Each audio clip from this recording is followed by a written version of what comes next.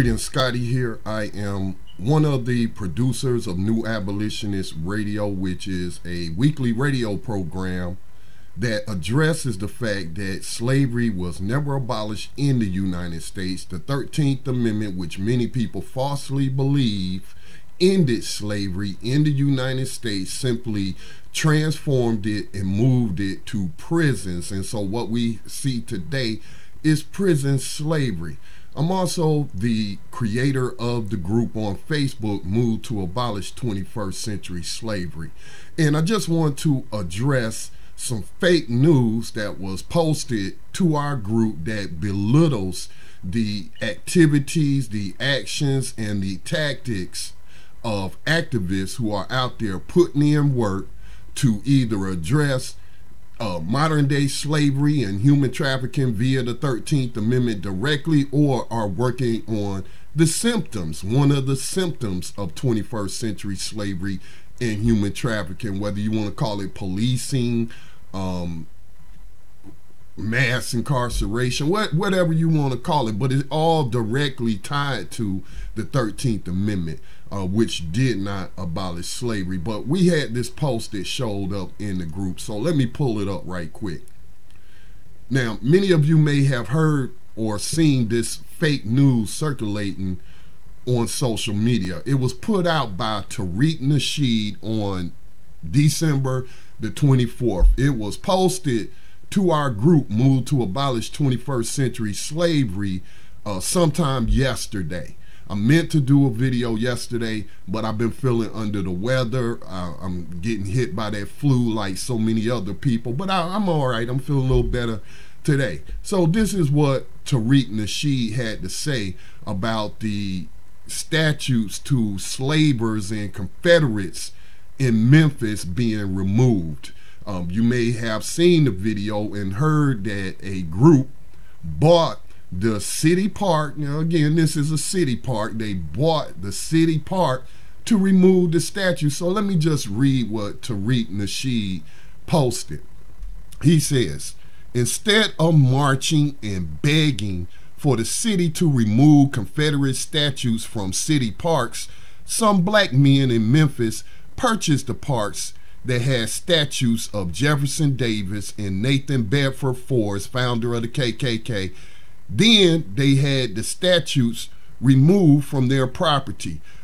I find it interesting that this guy never talks about slavery. He never talks about slavery in the context of it still existing. In his mind, these are all white supremacists. You don't really make the connection that they were slavers. All right, Nathan Bedford Forrest owned or enslaved over 400 victims. Okay, so, but here's what's false about that. He will have you to believe that the city, that some black men with some money just went to the city and offered to purchase some city property, and they sold it to him, and that's how the statues got removed. That could be, it couldn't be further from the truth. That is not what happened. People were demonstrating in Memphis going back over a couple of years against these monuments to racists and slavers on city property that they taxed money, the taxpayer money that is used to maintain these property was going towards maintaining these monuments to slavery and a bunch of racists. All right. So those activists in Memphis said, hey, this isn't right. We need to organize. We need to demonstrate against this. We also need to put demands on the city council, which we elected, put demands on the mayor, whom we elected, and to get them to do something about this. Now, so the legal action, or the city council started taking action on this 2 years ago. You can pull up articles about this action that occurred in Memphis. So the city council voted to remove the statues. Okay, so why weren't the statues removed? Because when the racists who were in power at the time put those on the property, they put into law in city ordinances that you couldn't remove them without the permission of the family. So the activists who started this action with their demonstrations and their demands on the city council and the mayor, on government, all right, they kept pushing. And so the city council and the mayor had to find some loophole. How could they remove this, since we're prohibited by law from removing these statutes? Well, the loophole that they found was to take a vote and agree to sell the property. Okay? So if these activists first did not make the demand, because like Frederick Douglass said, power concedes nothing without a demand. If they did not make their demands, which Tariq Nasheed wants to denigrate these people by saying they were out there marching and begging, but without the demands that they were putting on the city government, then this action would have never taken place.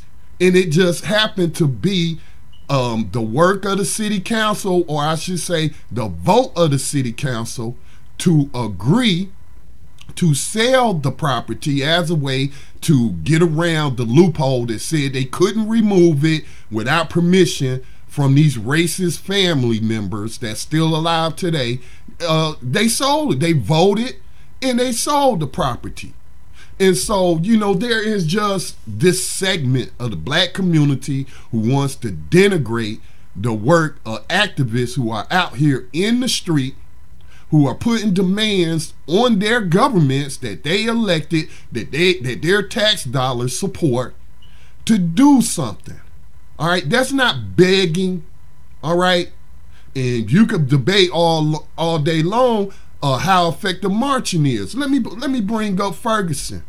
When Michael Brown was shot and killed, those people didn't get out there to march and beg for them to do anything to bring about justice. Okay, they were out there demanding in a unified voice that this be investigated.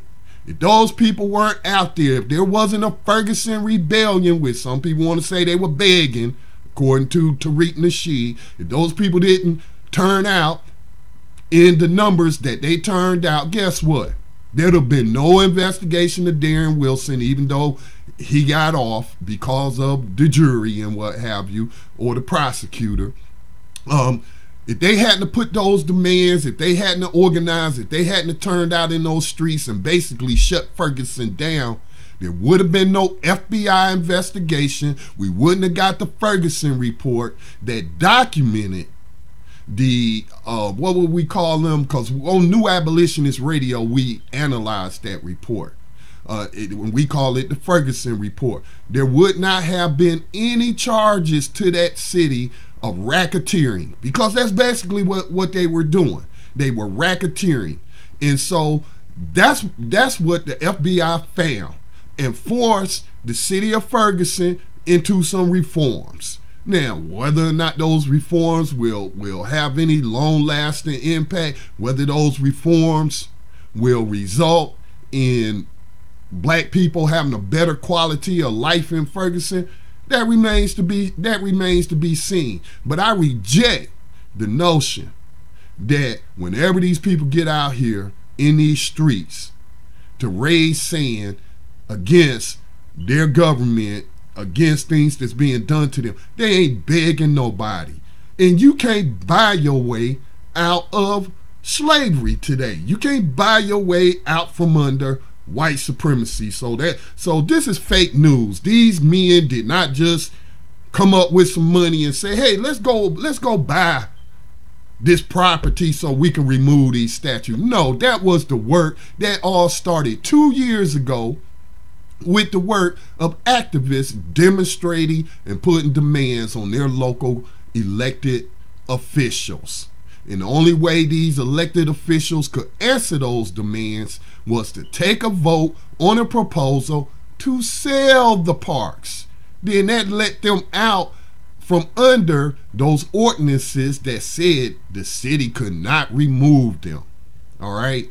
So, and then it's also, and I really took offense to this, because we just had this sister,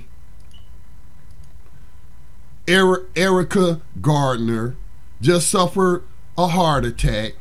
And let me tell you, I don't view her activities and her activism and her participating in marches and public demonstrations as her begging the powers that be in New York for anything. That sister was out there putting in work and making demands. All right? And so for anyone to categorize the activities of people like her as begging, as pleading, when what are you doing? All you do is make movies and sit up on Twitter and troll people you identify as white supremacists. Is that going to do anything to stop them from practicing white supremacy? No. Is that going to improve the life of the victims of white supremacy and modern day slavery? No, it's not. So I just hate it. I just hate these people who be fronting like their work is so much more important than other people's, and then to belittle people who are out there on the front lines, so to speak, and not hiding behind a freaking computer and trolling racists and making jokes and all this kind of stuff. Okay? Because it's just not right. This sister wasn't begging and pleading nobody to do anything. She was making demands for justice. All right, so this is Scotty.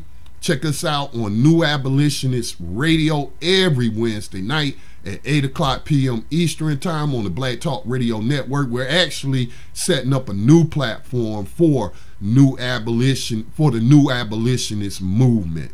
All right, because there needs to be a movement of people who are addressing the fact that the 13th Amendment never abolished slavery, because it has a slavery loophole. It says slavery and involuntary servitude shall be abolished except as punishment for crime. Then after that is when you got the black codes. That's when you got, all of these prisons being built to fill them up with black people who were then hired out to the plantations, to the mines, to the railroads, to provide cheap labor. And I've never once seen Tariq Nasheed, even though we made appeals to him to become a new abolitionist, everything is white supremacy to him. He doesn't even see the connection to slavery. White supremacy is a symptom of slavery. This goes back to the 1600s in the Virginia colonies with when they passed legislation called the slave codes, which stripped free black people of their rights, of their Second Amendment rights, the right to bear arms and the right to self-defense. All right, that was the first introduction of so-called white supremacy on this continent, and it's a symptom of slavery. So if you ain't talking about slavery, if that's not in your narrative and the fact that it was never abolished, really all you doing is talking about symptoms of a disease. This is Scotty.